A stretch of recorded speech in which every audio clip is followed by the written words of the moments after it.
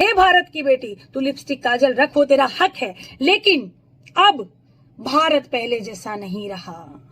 ये सरकार वो नहीं है, संवेदनाशील सरकार में कुछ नहीं है, वो तुम्हारी सुरक्षा नहीं करेगी। इसीलिए तुम अपने बटुए में एक ब्लेड रखना, एक चक्कू रखना, एक छुरी रखना, हो सके तो बंदूक रखना। सामने वाला अगर तुम्हारे साथ कोई बदतमीजी करे, तुम्हें छेड़खानी करे, तो वही इस साले को ढेर कर देना। हाँ जी, नमस्कार, सत श्री अकाल, सलाम और हेलो आप सभी लोगों को भाइयों। लेके चलता हूं हमारी सहयोगी काजल निषाद जी की ओर। काजल निषाद ने आज बहुत ही अच्छा एक सजेशन दिया है भारत की सभी बेटियों को, सभी महिलाओं को। काजल निषाद कहती हैं कि अपने पर्स में अब लिपस्टिक काजल के अलावा ब्लेड, छुरी, लाइसेंस्ड बंदूक रखना शुरू कर दीजिए। जब जरूरत पड़े उसका जम के इस्तेमाल करिए, और जरूरत पड़े तो ये रेपिस्ट, इनका हथियार भी काट दीजिए। थोड़ा सा लैंग्वेज ऊपर नीचे है, जैसे मैं कहते आया हूं, मैं ये ऊपर नीचे लैंग्वेज का मैं सपोर्ट बिल्कुल नहीं करता हूं। काजल जी पे तो बिल्कुल सूट भी नहीं करती है, लेकिन ठीक है, वो भावुक होती हैं, अपने इमोशंस में बहती हैं और कुछ लफ्जों का प्रयोग करती हैं। तो इस कारण से मैं वार्निंग देना चाहता हूं कि viewer discretion is advised. Language थोड़ी ऊपर नीचे होगी, बुरा नहीं मानिएगा। इमोशन पे बहती हैं काजल जी और कुछ लफ्ज कहती हैं जो उचित नहीं है। लेकिन 100 बात की एक बात, भारत में रेप बढ़ते जा रहे हैं। यूपी में ही जंगल राज नहीं, पूरे भारत में जंगल राज है। बहू बेटियां बिल्कुल कहीं से भी मशरूफ नहीं है। 35,000 रेप इस देश में होते हैं, 100 रेप डेली के। काजल जी ने जो सजेशंस दिए हैं मैं उससे सहमत हूं। उसके अलावा आप लोगों को पता ही होगा, मैंने 6 पॉइंट रिकमेंडेशंस दिया है भारत में रेप को ना के बराबर करने के लिए। अगर इनको गवर्नमेंट लेवल पे पैन इंडिया इंप्लीमेंट किया जाए तो 3 साल के अंदर मेरा मानना है भारत में रेप ना के बराबर हो जाएंगे। उस वीडियो की शायद 2 पार्ट 3 पार्ट सीरीज है, जिसकी मैं लिंक इस वीडियो की डिस्क्रिप्शन में डाल दूंगा। उन वीडियोस को आप लोग जाके देखिए और मुझे बताइए कि क्या आप मेरे सजेशन से सहमत हैं। अब बिना समय नष्ट किए सीधे लेके चलता हूं काजल जी की ओर। काजल निषाद, क्या हाल है साथियों? सब ठीक हो? अपना ख्याल रखिएगा। और सबसे पहले मेरा आज का संदेश भारत की उन बेटियों के लिए, उन बहुओं के लिए, उन महिलाओं के लिए जो अपने पर्स में, अपने बटुए में लिपस्टिक या काजल रखती है। हे मेरी बहन, हे भारत की बेटी, तू लिपस्टिक काजल रख, वो तेरा हक है, लेकिन अब भारत पहले जैसा नहीं रहा। ये सरकार वो नहीं है, संवेदनाशील सरकार में कुछ नहीं है, वो तुम्हारी सुरक्षा नहीं करेगी। इसीलिए तुम अपने बटुए में एक ब्लेड रखना, एक चक्कू रखना, एक छुरी रखना, हो सके तो बंदूक रखना। सामने वाला अगर तुम्हारे साथ कोई बदतमीजी करे, तुम्हें छेड़खानी करे, तो वही इस साले को ढेर कर देना। क्योंकि अगर तुम न्याय के लिए भीख मांगोगी ना, तो यहाँ न्याय नहीं मिलेगा, यहाँ अन्याय मिलेगा। तुम्हारे साथ दुष्कर्म किया भी जाएगा और फिर बता दिया जाएगा कि कुछ हुआ ही नहीं था, बलात्कार तो हुआ ही नहीं था, छेड़खानी तो हुई ही नहीं थी, और चुपचाप तुम्हारे परिवार की गैर मौजूदगी में तुम्हारी लाश को जला भी दिया जाएगा। वो अंग्रेज किया करते थे, है ना? अंग्रेजों के तलवे चाटने वाले यही सब करेंगे ना। ये सरकार तो वही है। हाँ, क्यों स्मृति ईरानी गाड़ी से क्यों नहीं उतरी? गैस का बाटला के लिए तो पूरे मतलब बिछ गई थी रोडों पे। हाँ, बिल्कुल जो एकदम से तड़प रही थी दाम बढ़ने से। और यहाँ बहू बेटियों की इज्जत लूटी जा रही है, लेकिन यहाँ महारानी उतरी नहीं गाड़ी से। हाँ, ऐशो आराम चाहिए ना। चूड़ियां भेजने वाली खुद चूड़ियां किसके नाम की पहन के बैठ गई है, बेशरम औरत कहीं की। तुम्हें बिल्कुल शर्म नहीं आती। मैंने पहले ही कहा कि जितने भाजपा में है और भाजपा की जितनी भी नेत्रियां हैं उनकी बेटियां नहीं है, उनकी बेटियां नहीं है। इस सरकार खुद बेऔलाद है। ये क्या समझेगी दर्द और तकलीफ। योगी आदित्यनाथ बाबा भगवा पहना है। अरे भगवा पहनने का मतलब ही होता है कि मोह माया से उठ गए हो आप।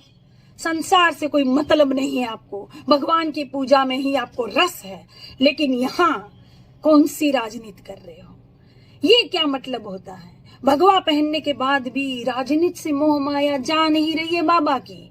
हाँ, नहीं तो वो पुलिस वाले रोकते, क्यों नहीं पत्रकारों को जाने दिया जाता है, क्यों नहीं विपक्ष को जाने दिया जाता है। क्या काला कांडी है, क्या छुपाने की कोशिश कर रहे हो। क्यों, किसी का भी हक है, अधिकार है किसी का भी अपना, कोई कहीं भी जा सकता है, आजादी है। क्यों रोका जा रहा है, क्या छुपाया जा रहा है, क्या कारण है, क्या उपाय है। ये केंद्र सरकार क्यों नहीं जाने देती वहां। हाँ, अरे शर्म करो, डूब मरो। और मैंने तो चैलेंज किया था उन सारे दल्लों को, पत्रकारों को, नहीं चिल्ला रहे। कुछ बहन बेटियां पत्रकार बिचारी जा रही है, उनको भी पुलिस वाले उल्टा सीधा बोल रहे हैं। शर्म नहीं आती तुम लोगों को। कपड़े फाड़ोगे तुम लोग, नोचोगे, गिराबान में हाथ रखोगे तुम लोग। हाँ, शर्म नहीं आती तुम लोगों को। बिक गई ये सरकार, बिक गई। अब ये तस्वीर बदलनी चाहिए, एक ऐसा कानून आना चाहिए। इस कानून का नाम भी फुलन फैसला रखना चाहिए। एक ऐसा फैसला होना चाहिए तुरंत, ऑन द स्पॉट, 1-2 दिन में ही फैसला। जो भी गुनहगार है, जो भी अपराधी है, उनको इस तरह से लटका दिया जाए, नीचे आग लगा दी जाए, उनका हथियार काट दिया जाए, उनको फांसी पे चढ़ा दिया जाए, तुरंत बंदूकों से छलनी कर दिया जाए सालों को। तब डर बैठेगा, तब डर बैठेगा, तब डर बैठेगा। भीड़ में साला कोई सोच रहा होगा ना कि कल रात को परसों फलाने की बेटी को छेड़ूंगा, दलित की बेटी को छेड़ूंगा, उसको छेड़ूंगा, कोई मुझे कुछ नहीं करेगा, वो साला डर जाएगा अंजाम देखकर। मैं तो पहले से ही चिल्ला रही हूँ कि बिल्कुल फैसला कीजिए ऑन द स्पॉट, तुरंत, नहीं तो कुछ नहीं होने वाला भारत का। इस तरह बिगड़ता जा रहा है हमारा भारत। हाँ जी, तो देखा आपने, तो जो काजल जी कह रही हैं मैं सहमत हूं। उन्होंने तो ये भी कहा हथियार काट दो इन लोगों का, जरूरत पड़े अपने सेल्फ बचाव में महिला को जरूर ऐसा करना चाहिए।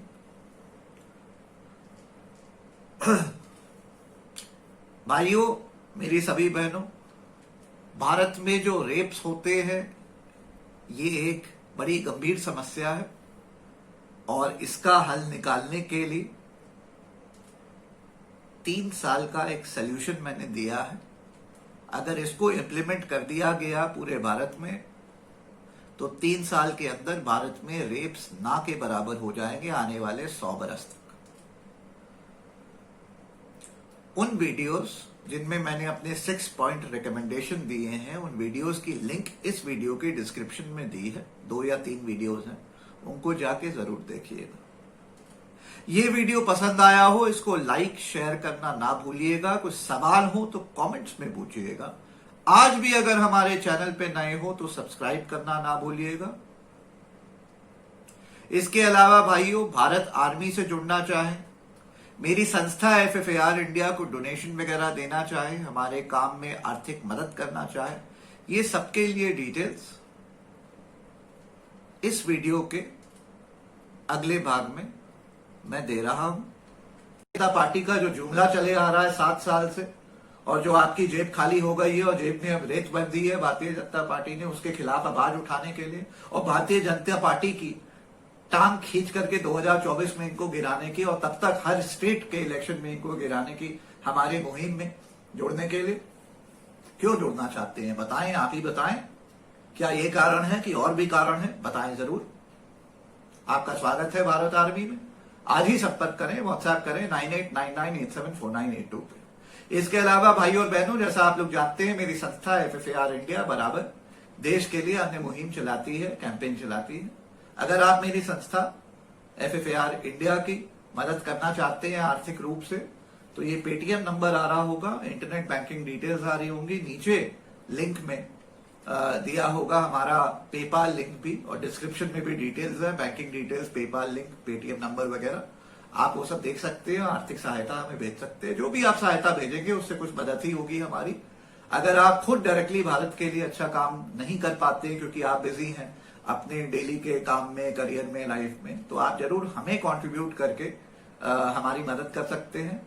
एक चीज आप हमेशा रेस्ट एश्योर्ड भाई कि जो भी एक नया रुपया भी आप जो हमें भेजेंगे वो भारत के ही प्रति हमारी मुहिम में लगेगा और कुछ उससे भारत का बेहतरी होगी।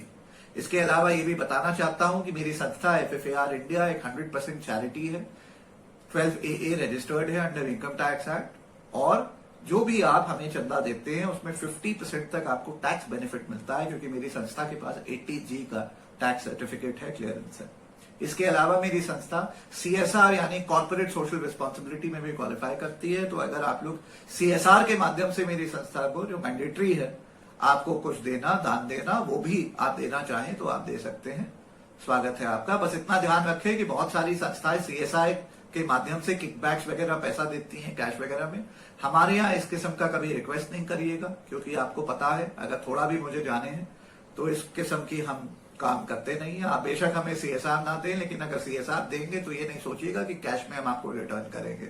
जो बहुत सारी ये फर्जी झूठे निकम्मे NGOs करते हैं, सब बेईमान हैं जिन्होंने दुकान खोली हुई है CSR के नाम पे, और आप लोग बेईमान हैं जो कॉर्पोरेट्स हैं जो 2% CSR भी करते हैं, जो मैंडेटरी है उसमें भी किकबैक लेके 90% वापस पैसा ले लेते हैं, 10% NGO के पास रहने देते हैं।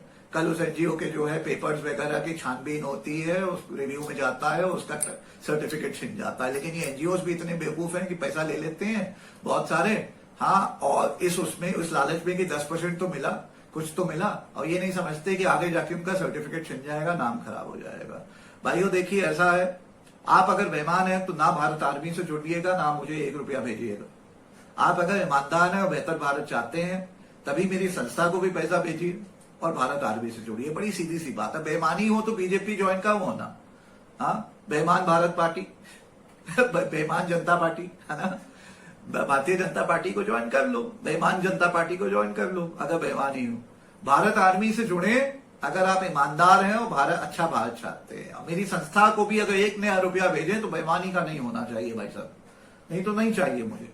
आप 1 करोड़ रुपया भेज दीजिएगा, बेईमानी का है मुझे नहीं चाहिए भाई साहब। आपका बेईमानी का जो है ना, आप 1 करोड़ रुपया भेजेंगे, मेरा यहाँ ईमानदारी का 10 रुपया भी नहीं बचेगा फिर, अगर आपका मैंने खाना शुरू कर दिया तो ना करें। कॉर्पोरेट सोशल रिस्पॉन्सिबिलिटी वालों को भी कहना चाहता हूं, कुछ कॉर्पोरेट्स है, मैं जानता हूं, नाम नहीं लूंगा, वो अप्रोच करते हैं हमें कि साहब आपके यहाँ हम लोग लगाते हैं, अगर 50 लाख रुपया लगाएं तो ऐसा करिएगा 5 लाख रख लीजिएगा, 45 लाख कैश में रिटर्न करेंगे। करेंगे क्या?